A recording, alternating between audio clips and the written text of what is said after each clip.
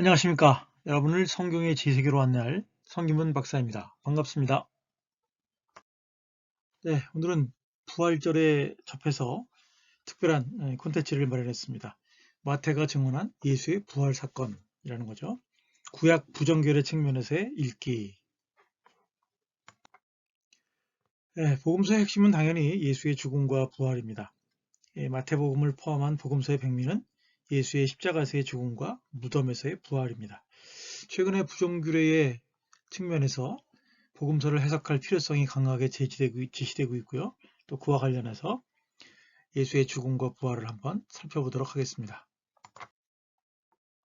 네, 신약의 부활 개념을 이방 종교의 영향이라고 보는 종교사학파들과는 달리 전통적인 학자들은 신약의 죽은 자의 부활 사상을 구약의 예언서 몇 군데, 즉 이사야서나 에스겔의 상징적인 예언이나 다니엘서의 말세의 부활 사상, 땅의 티끌 가운데서 자는 자 중에 많은 사람이 깨어나 영생을 받는 자도 있겠고나 구약의 내러티브죠.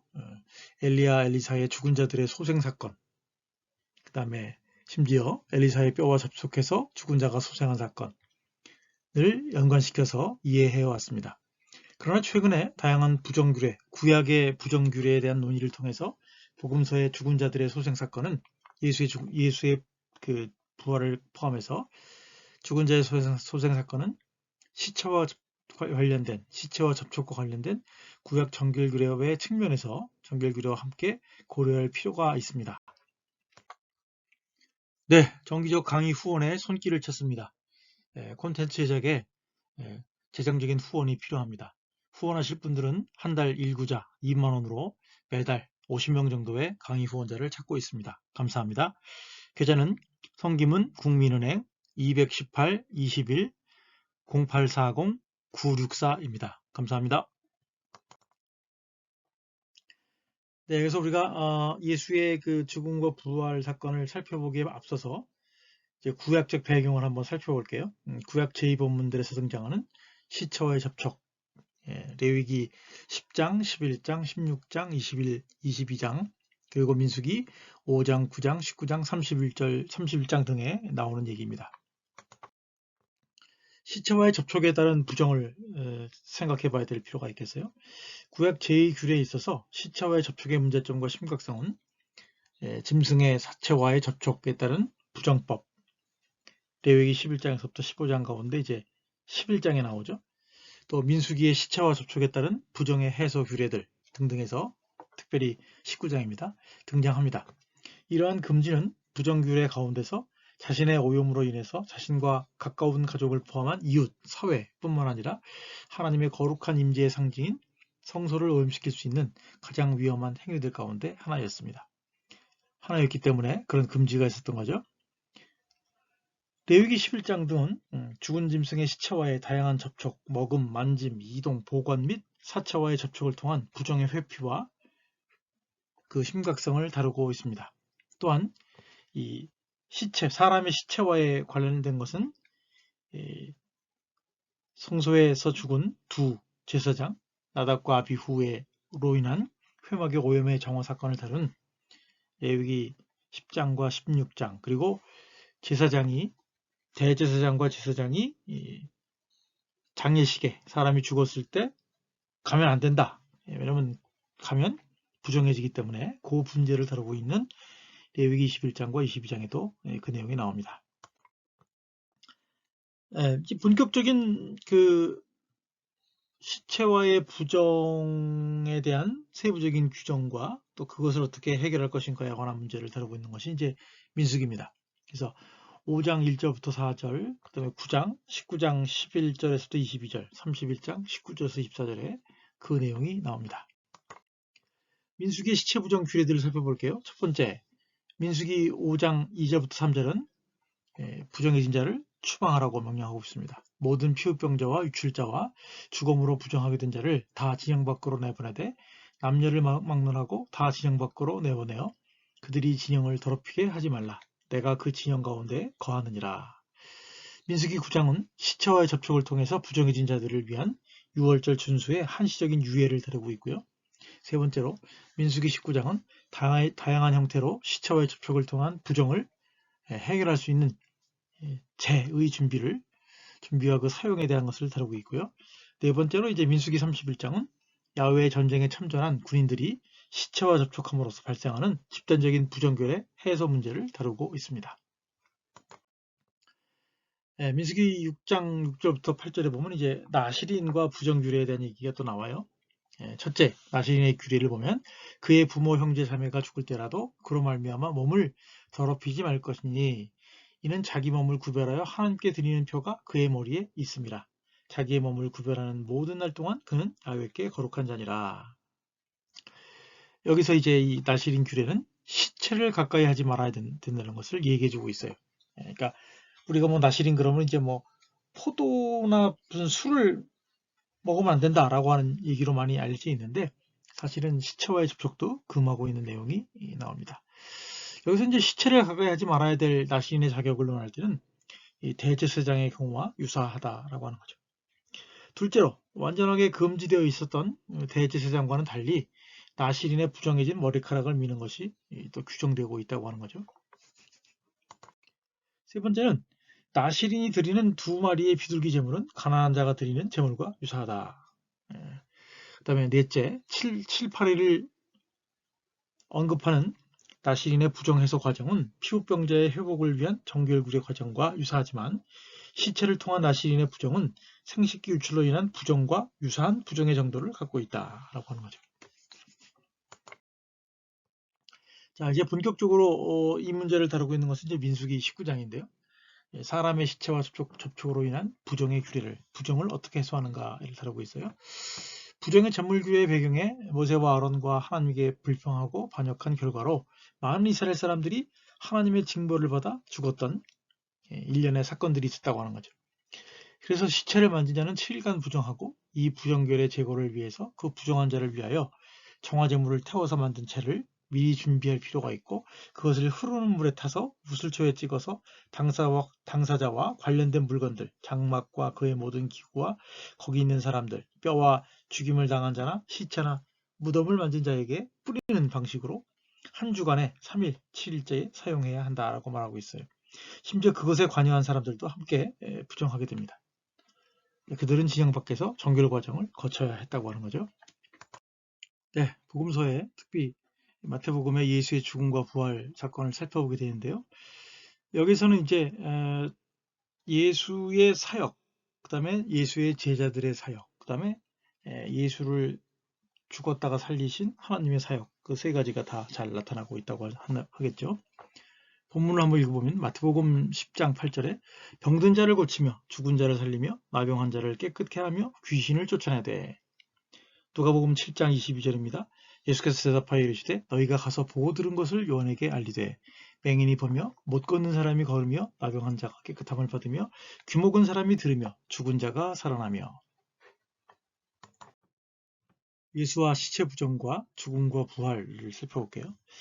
이러한 죽은 자를 살리는 사건은 구약을 넘어 복음서에서 더 구체적이고 더 역동적으로 등장을 합니다. 즉, 이 기적은 몇몇 사람들의 소생과 관련된 부정결의 힘을 넘어 생명으로 부어주는 기적 사건들을 넘어 예수와 제자들의 하나님 나라 사역의 중요한 축들 가운데 하나로 나타납니다.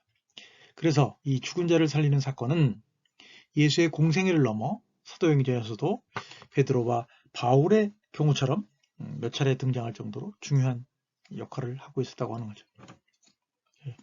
이와 같은 기적의 사역은 예수의 사역 자체와 자기 제자들을 부르실 때부터 그들에게 주어졌던 사역으로도 등장한다고 하는 거죠.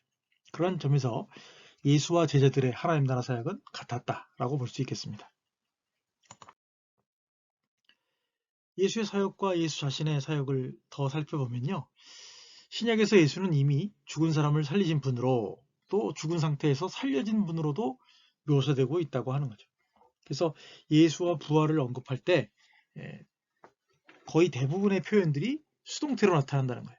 Jesus was raised. 예수께서 살려졌다. 부활하셨다. 이러한 일은 물론 예수의 메시아직의 증거로 사용되었습니다. 그러나 이러한 아래의 논의가 보여주듯이 그 사건들의 의미는 그 이상이다 라고 하는 것이죠. 게다가 예수의 부활 사건과 관련해서 등장하는 또 에피소드들이 있죠. 예수의 여제자들은 자신들이 부정해지는 것을 감수하고 안식일 다음 날 새벽에 유대인들의 장례 습관을 마무리하려고 예수의 무덤으로 향했습니다. 이 부분에 대해서는 다음 기회에 더 살펴볼 기회를 갖겠습니다.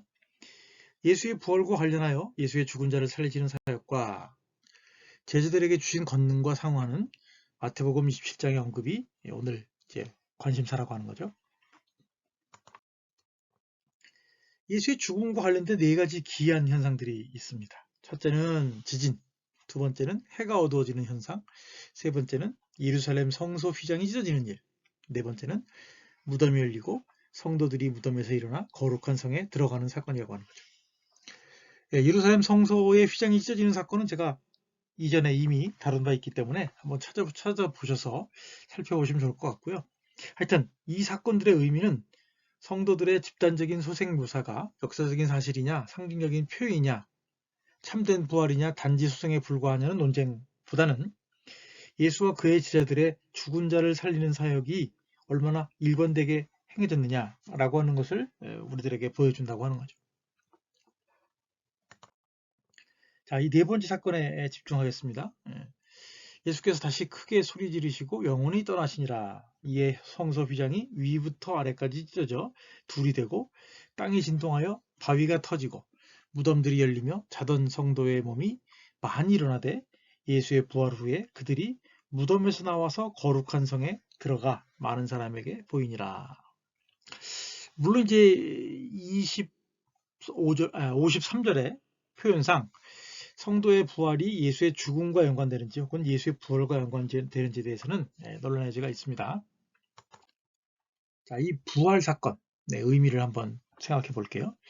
사실 이 마태복음의 성도들의 몸의 소생 혹은 부활 사건은 난해한 구절 가운데 하나입니다. 이것을 이제 정말론적으로 해석하는 사람들이 다수이지만 앞서 말씀드린 대로 예수의 사역과 그의 제자들의 사역의 원래 임무 중에 하나였다고 그 임무를 실현하는 거라고 보는 사람들은 사실 많지 않습니다. 그러나 후자 입장에서 볼 때 이 사건의 의미는 명확합니다. 이것은 예수의 죽음이 많은 죽은 자들에게 생명을 주는 죽음이었다라고 하는 거고요. 또 이러한 예수의 부활은 마찬가지로 예수의 죽음 자체가 예수의 부활이라고 하는 생명을 얻는 그런 결과를 초래하게 됐다는 것을 우리에게 말해주고 있다는 거죠. 자, 이 성도의 부활을 말하는 마태복음의 얘기에 대한 이제 구약의 근거가 몇 개 이제 학자들이 제공하는 게 있어요. 그걸 한번 살펴볼게요. 첫 번째는 이 일 자체와의 연관성입니다. 에스겔서 37장 1절부터 14절. 마른 뼈들이 살아나는 환상이죠. 내 백성아, 내가 너희 무덤을 열고 너희로 거기에서 나오게 한즉 너희는 내가 야훼인 줄을 알리라. 두 번째, 거룩한 자들의 행동인 거죠. 스가랴서 14장 4절부터 5절. 그날에 그의 발이 예루살렘 앞 곧 동쪽 감람섬에 서실 것이요. 감람산은 그 한 군데가 동서로 갈라져 매우 큰 골짜기가 되어서 산 절반은 북으로 절반은 남으로 옮기고 그 산 골짜기는 야셀까지 이를지니라. 너희가 그 산 골짜기로 도망하되 우시아 왕 유다 왕 우시아 때에 지진을 피하여 도망하던 것 같이 하니라. 나의 하나님 여호와께서 임하실 것이요 그 모든 거룩한 자들이 주와 함께 하리라. 여기 마지막에 이제 모든 거룩한 자들이 주와 함께 하리라 그거를 말하는 거죠. 세 번째는 죽었다가 다시 살아난 자들이 시온성에 들어가는 일은 이제 이사야서 52장 1절부터 2절.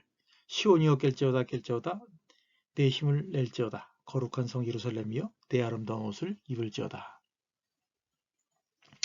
네 번째 성도의 부활이죠. 다니엘서 12장 2절. 땅의 티끌 가운데서 사는 자 중에서 많은 사람이 깨어나 영생을 받는 자도 있겠고. 네, 성도들이 예루살렘으로 들어가다.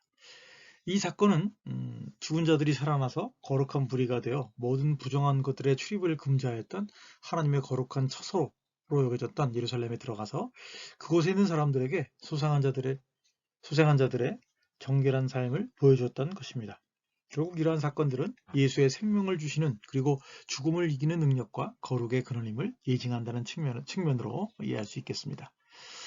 그러한 점에서 죽음을 직간접적으로 상징하는 다양한 부정 규례가 신약시대에 무시되었다 혹은 폐지되었다고 하는 전통적인 이해보다는 사도행전 2장 24절 하나님께서 그를 사망의 고통에서 풀어 살리셨으니 이는 그가 사망에 매여 있을 수 없었음이라가 잘 제시하듯이 그와 관련된 다양한 치유, 기적, 권능의 사역을 통하여 그리스도를 통하여 완성, 죽음을 대신하여 생명으로 이르는 완성의 개념으로 이러한 그 예수의 죽음과 부활 사건 그리고 성도들의 부활과 예루살렘 안으로 들어가는 그 사건을 이해하면 좋을 것 같습니다. 네, 참고 문헌입니다. 다니엘 M. 거트너죠. The Torn Veil, 그 찢어진 휘장입니다. 그래서 이 책은 이제 2007년도에 나온 건데요. 마태가 예수의 죽음을 어떻게 설명하고 있는가 그런 내용이고, 다음은 이제 매튜 티 스미슨 예수와 죽음의 권세죠.